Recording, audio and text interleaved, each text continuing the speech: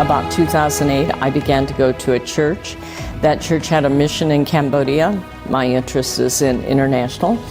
And I actually have been to Cambodia several times, and that's where I really got a background in how sex trafficking and even labor trafficking works in a foreign country. In 2010, we began to see human trafficking out of Moreno Valley.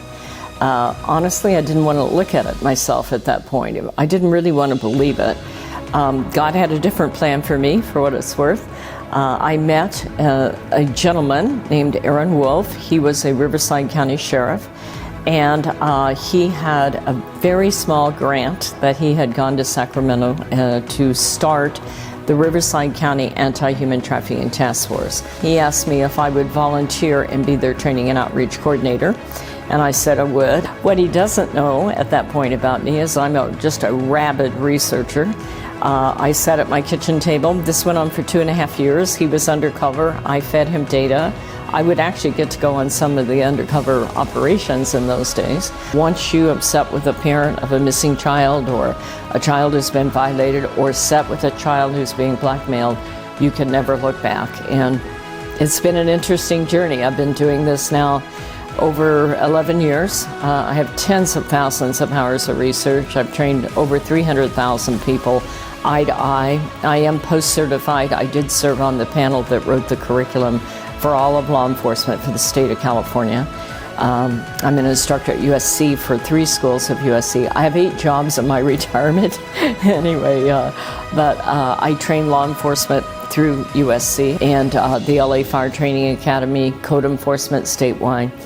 And but I also do a huge amount of training in schools. I've written 2 books on this, Seduce: The Grooming of America's Teenagers, and the newest one is Societal Shift: A World Without Borders, A Home Without Walls.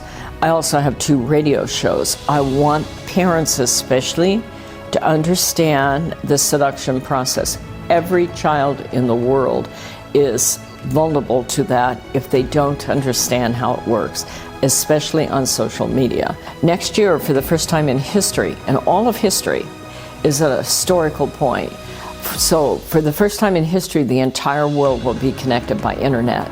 That means that our kids are the most important generation that's ever lived. And I believe how we train this generation of young people to use the technology, the internet, with respect and responsibility, quite frankly in a way that glorifies God and honors themselves.